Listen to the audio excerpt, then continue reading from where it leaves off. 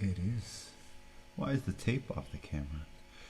Hey Kai, introduce yourself to Solarpunk Magazine.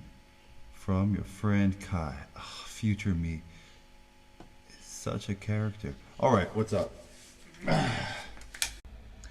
What is Solarpunk? That's a good question.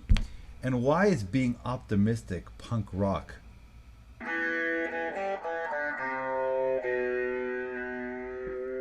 Hey guys, was not expecting this, but I should have by now. My name is Jorah Kai, and I am mad as a hatter.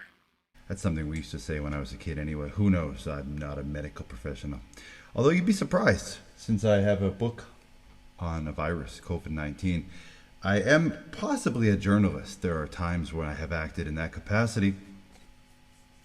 Being in Chongqing, China, the so-called cyberpunk city of today and future solarpunk city of tomorrow, when the virus we know is SARS-CoV-2, COVID-19, kind of ran through China and the world in somewhere between January and March of 2020, I actually ran a column for CTV News. I was invited to kind of be a bubble boy and talk about my interesting life, doing nothing, making banana bread and cooking at home, writing a diary, gorging on scientific podcasts. This became, no surprise, a popular activity for many people, but I guess I did it first, and I did write a book about it. Writing a book about that made me realize that I could write a book about anything, and all my life I really just wanted to be a writer. As a young child, I had some health issues. I was allergic to tobacco, and people around me smoked. A lot of ear, nose, and throat infections. I spent a lot of time at home reading books, Stephen King, William Gibson, horror, cyberpunk, and all of that. But, I think from about 12 years old, I kind of went a bit dark. The world was kind of depressing.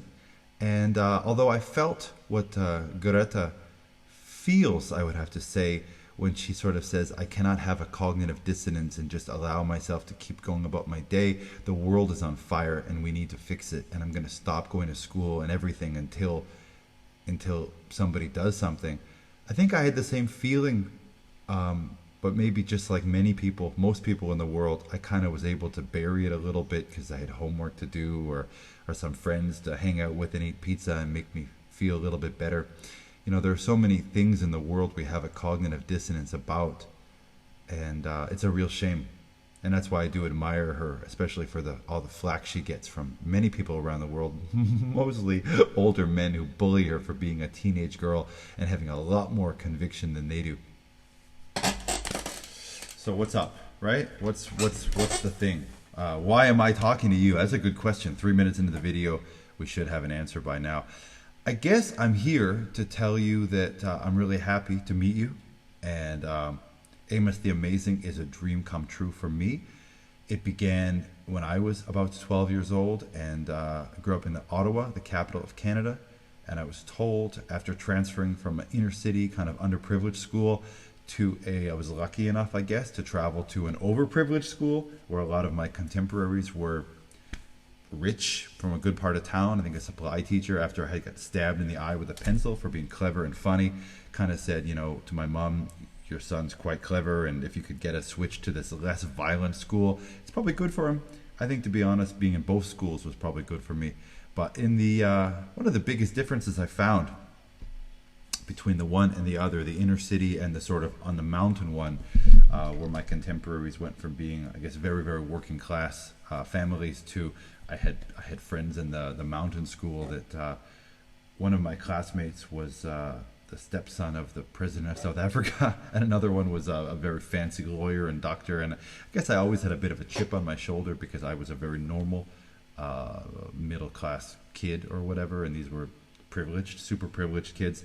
But they really said you can affect change, and that's something because I guess because of who their parents were, they were expected to. One of my friends when I was in elementary school, his dad was a MP for Canada, a member of parliament, and similar to the British system. And we would go to his office sometimes after school because he had a color computer screen back before any other computer I knew of had a color screen, and that dates me a little bit. We would run up to the third flight, and as they were leaving question period, these politicians I would try to chuck pennies and nickels and dimes down on their heads, and then we would run home and try to see them on TV answering questions and then going and say, "Oh, we affected them with change, small pieces of change." I was always a bit of a punster, I suppose. I grew up feeling pretty disconnected, being 12 years old and realizing the world is on fire and nobody seems to care. And I'm definitely not the smartest person in the world. And if I'm 12 years old, a normal person, and I can identify with this problem, that means either the people running my country and many countries in the world are either incredibly incompetent or incredibly corrupt, or a combination of both. And it was enough to kind of put me on a very depressed path that became kind of a hedonistic path when I got invited to go to an all-night dance party in the 90s. I became a DJ, spent 20 years playing music and just trying to enjoy life while we had it. But around 2014, I was invited to take a trip to China and do something different with my life. It was a whirlwind. They took me to walk the Great Wall of China, Beijing, see Ming Tombs, Temple of Heaven, Forbidden City, all this stuff. And then I went to Chongqing for 2 weeks and taught a little summer camp. It was the hottest, sweatiest place in the world. And I've lived in a tent in the desert of Black Rock, Nevada. That thing in the desert some artistic weirdos do every year or two. But this was like sweatier and hotter, if you can believe that. And I showed up, and it was just a wild experience for me to be in China. I thought I had done everything in the world except for be a Chinese high school teacher. At that point, it was primary school kids, and they offered me a job at an international high school. And I did it because it was something new and something different, and it seemed like a good challenge, and I was up for a good challenge. And kind of growing into that role, teachers are very respected in China, and that was kind of fun. And being a foreigner in a city that didn't have a lot of non-Chinese people was interesting. And I met a lot of interesting people, and that was kind of cool too. And watching the city change. When I got to Chongqing in 2014, it was quite polluted. It was the quickest growing city in China, possibly the world, adding about 500,000 population every year. Canada has like 35 million people. Chongqing municipality had 35 million people, 15 million in the downtown city, about 20 million in the surrounding area, kind of rural area, large sprawling area. 35 million people, for a municipality. It's wild. It's known around Asia as the cyberpunk capital, but I've seen it over the last few years change into a very solarpunk city. While cities like New York are building these very elaborate technological damming systems to avoid the most paralyzing effects of ocean level rising, Chongqing has battled the issue with floods in another way, using sort of the harmonious natural aspects of wetlands and technology and a smart monitoring system. We're one of these pilot sponge city projects. It's really, really cool. It's really interesting. We've put moratoriums on fishing and polluting the Yangtze River, one of the great rivers of the world. And I'm actually going to be traveling with a local national media, I believe it's Xinhua News, next week, to look at an island called Guangyang Island, which used to be just like a polluted dump and now is a wildlife preserve with over 500 kinds of birds and animals living there. It's not just hype. Like this, the biggest country in the world by population, most quickly developing country in the world, is really doing some amazing things with hydroelectric power, solar power farms, and I'm watching them change into a carbon neutral superpower. And I hope that in my lifetime, I'll be able to see China go from the world's biggest polluter to the world's biggest distributor of clean power for the whole world. And, there's a lot of hype I've seen by being a COVID reporter. People have a lot of negative things in the West to say about China. And maybe some of them have legs to stand on. Some of them I think definitely don't.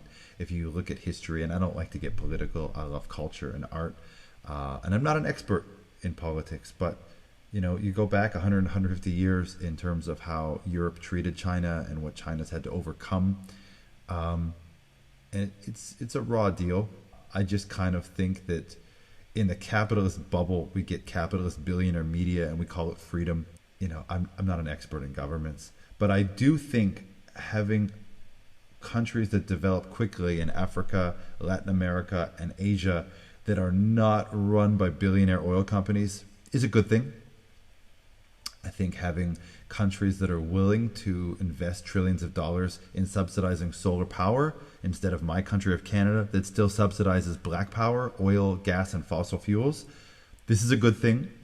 I think the Western world has to realize that the world is not 10 or 15 Western European and North American countries. That's a very small percentage of the world. And the world is we're long overdue to get into green power and to make the change we want to see and to really absorb that. So anyway, AMOS the Amazing, it's a book.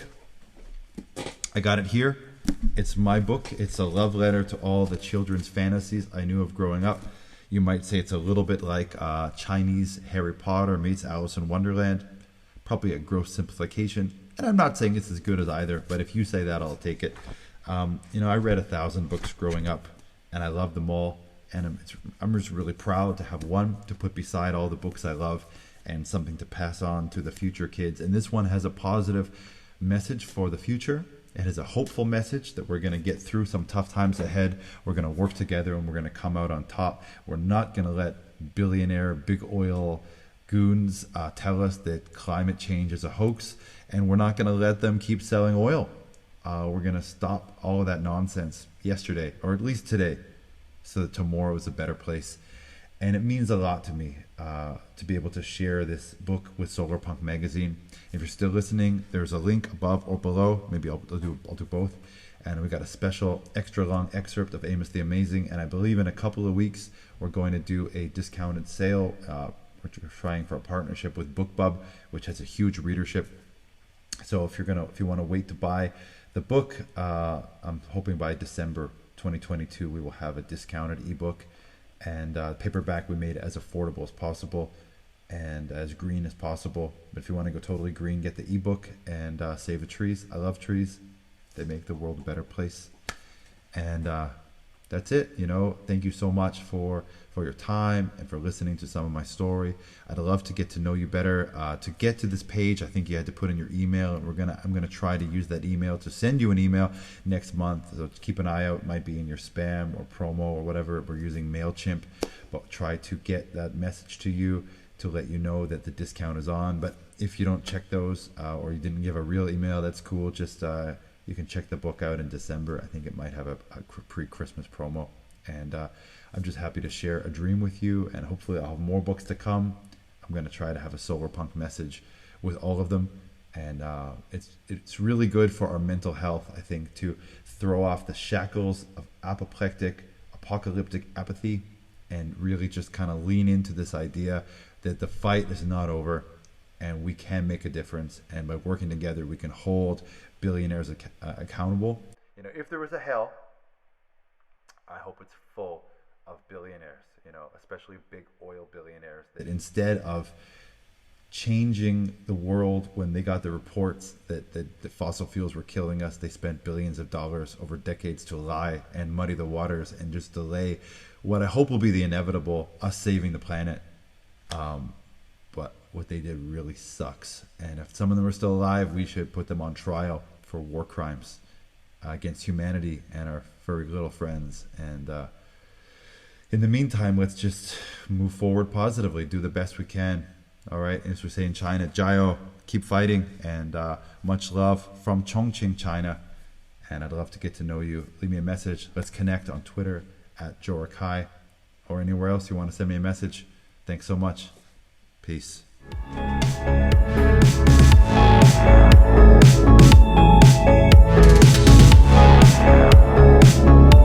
AMOS the Amazing, coming October the 31st, 2022, where all good books are sold.